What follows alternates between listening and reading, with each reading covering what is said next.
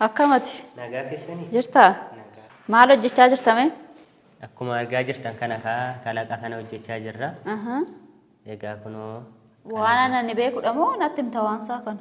kalaqa kana kalaqa jechuun aaraadha jechuudha yookaan immoo wanta kana dura hin jirre waan ta'eef Waan namni sammuu isaa yookiin immoo qorannoo garaagaraatti barnootatti fayyadamee waan haaraa uumu.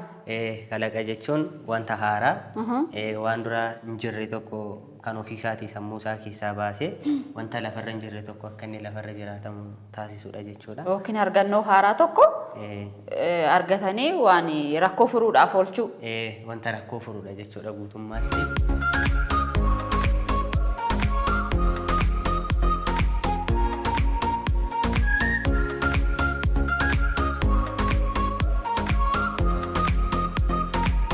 Nagaa sin gaafachuun dagannee akkam jirtu ijoollee nagaa keessanii kun qophii keessan OBN Teknoo torbanitti sa'aatii kana karaa chaanaalii keessan OBN Gaammee isin hawwiin eeggachaa jirtanidha akkuma barame chaanaalii keessan OBN Gaammeetiin qophiin OBN Teknoo immoo wantoota garaagaraa simbiraan gahaa tureera sadarkaa teekinooloojiin addunyaarra jiru kalaqa yaaliiwwan adda addaa ijoolleen hojjetanii fi wantoota baay'ee akka irraa barachaa turtan shakkii hin qabnu har'a immoo maalitti argisiisuuf deemtu eessa jirtu jechuun keessa waan hafu miti ani akkan odeeffadhetti balaallee nu haa oolchu barataan kuni barataa qaxaleen sinna cinaatti argitan kuni yoo balaan ibiddaa akka carraa akka tasaa wa'ii nu mudate falli jiraa ani furmaata rakkoo kanaa ta'eera waan haaraa gumaachee jira jechuuf deema balaan ibiddaa wa'ii yoo jiraate maaltu argamee haala kamiin balaa ibiddaa kana dhaamsuun to'achuun danda'amaa kan jedhu immoo barataan cinaatti argitan kanarraa deebii argachuuf jettu sin daawwadhaati mee barattoota wajjin wal bariitii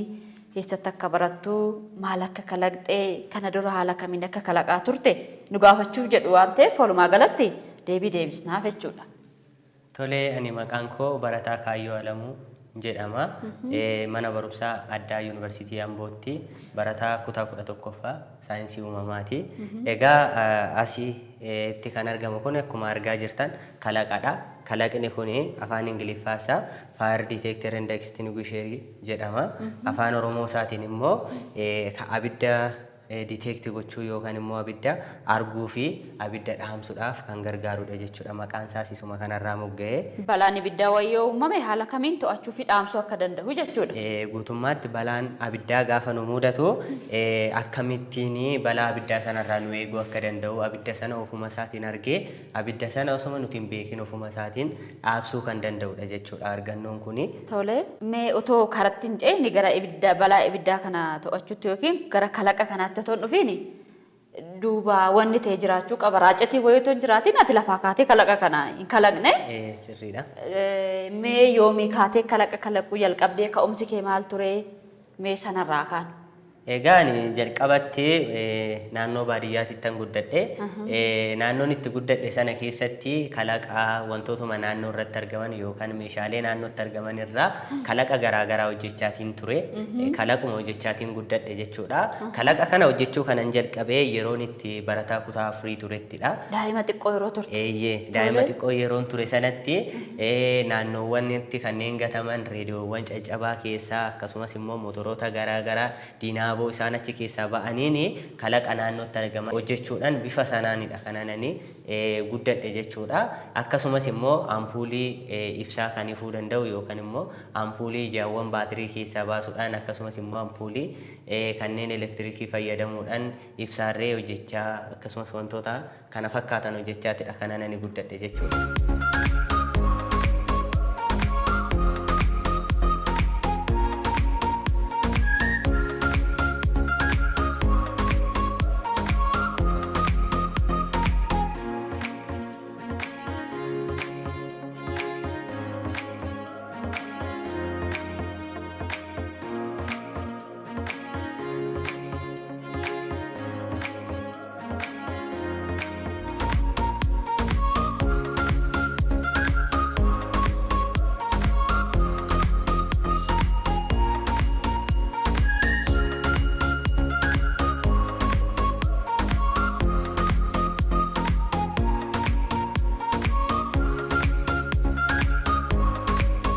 kalaqoota kana amma meeshaalee natti fayyadamtee wantoota naannootti argamanidha maal maalidha mee sensaroonni kun maal fayyadu ibidda naannoo sanatti ka'ee jiru to'achuu danda'ame.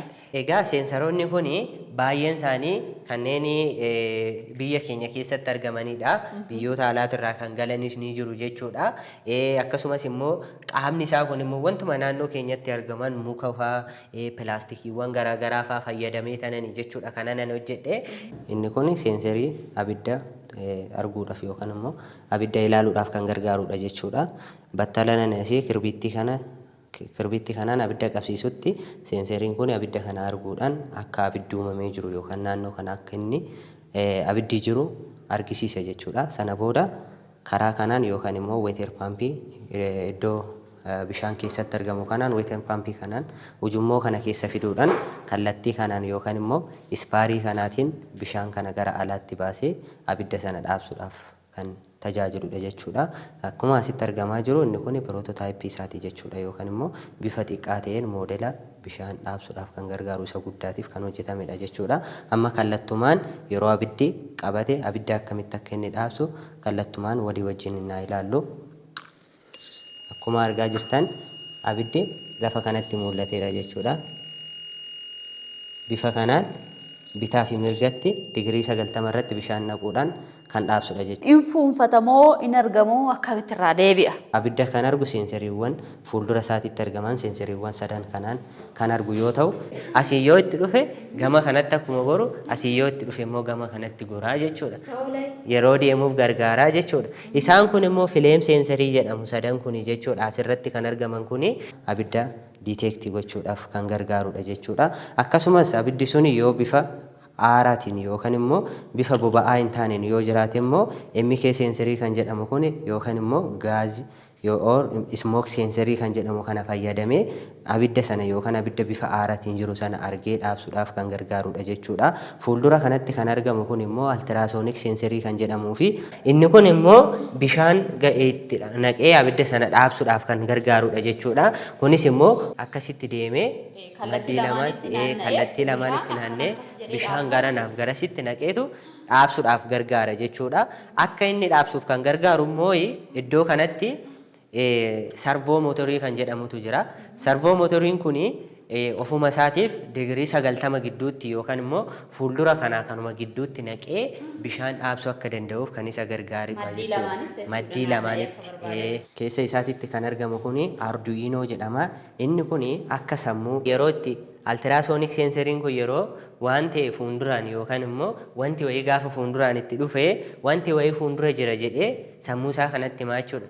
Sammuu isaa kun immoo ajaja kompiitara irraa fudhate sanaan wanti wayii gaafa fuulduratti dhufu gara bitaatitti yookaan gara mirgaatitti irraa gori jedhee waan fudhateef jecha gara sanatti deema jechuudha. Kana hundumaa kan hojjetu sammuu isaatiin ofii isaatiif yaadeeti jechuudha.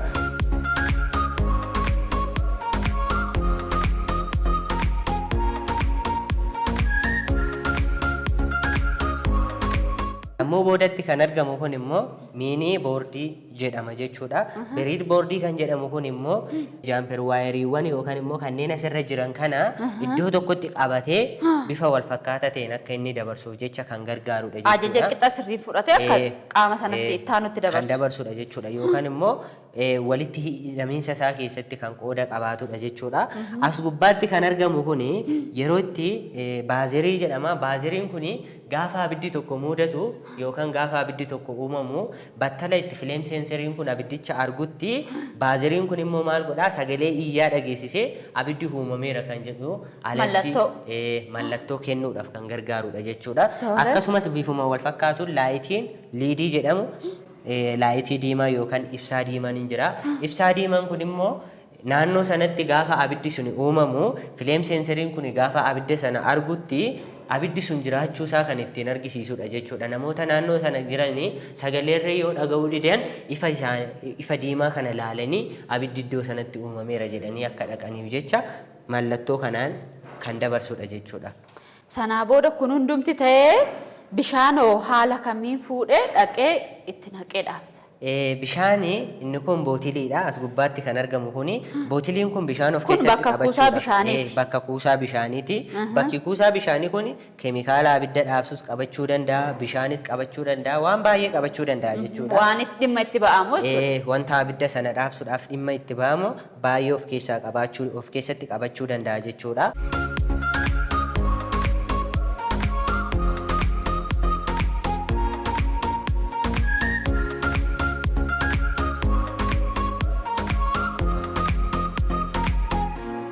Mi'aati amma akka barataa qaxalee wantoota garaagaraa wal cinaa oofaa jirtutti gara fuulduraatti maal ta'uu barbaadame?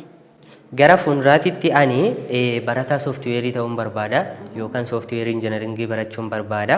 Sooftiweerii injiinaringii kanarratti fuulleffadhee akkan baradhuuf kan na taasises immoo gama barnootatiinis yookaan immoo gama kalaqaatiinis wal cinaa qabee gara fuulduraatti biyya kanaaf bu'aa buusuun barbaada. Wanta biyya kana gargaaru yookaan wanta biyya kana sadarkaa addunyaatti beeksisu tokko kalaqa addaa yookaan kalaqa guddaa hojjechuudhaaf mul'ata kooti jechuudha. Kanaaf fiildiin kun immoo wanta kana hojjechuu akka hin danda'uuf kan na gargaaru waan ta'eef fiildii kana filadhee yaada koo keessatti fiildii kana barachuu akka hin danda'uuf murteessa. Dhaloonni immoo gama saayinsiif teekinooloojiitiin gahoome biyyaaf addunyaadhaaf bu'aa akkamii buusaa jettee yaadda akka nama kalaqaa tokkotti? Akka nama kalaqaa tokkootitti ofuma koorraa kaasee gaafan yaadu ani biyya kanaaf bu'aan ani buusuu barbaadu gama kalaqaatiin yookaan immoo kalaqa hojjedhee bu'aan ani buusuu barbaadu dhuunfaa kootiin nan qaba jechuudha. Fakkeenyaaf kaampaaniiwwan garaagaraa biyya keenya yookaan immoo Itoophiyaa keessatti hundeessee barattoonni keenya hedduun isaanii yookaan namoonni kalaqa irratti kalaquu barbaadan baay'een isaanii akka isaan kalaqa keessatti hirmaatan taasisuudha jechuudha. Mul'anni ani gara fuulduraatti qabu kaampaaniiwwan garaagaraa biyyoota keenya keessatti hundeessuu akkasumas immoo namoota fedhii kalaqaa qabanii ijaaretoo kalaqa keessatti akka isaan hirmaatan taasisuudha jechuudha akka waliigalaatti. Baay'ee galatoomii ergaa guddaa dabarsiteef waan ta'eef ijoolleenis kana dhaga'anii hojiirra akka oolchan shakkii hin qabnu. Qophiin keessan aga ammaa daawwachaa turtan kana fakkaata jechuudha. Nuti nagaa isinitti dhaammachuudhaaf jenna. Torban immoo qophii OBN Teeknoo qabiyyee biraatiin hanga walitti deebinutti nagaatti ijoollee nagaatti dhiinatis.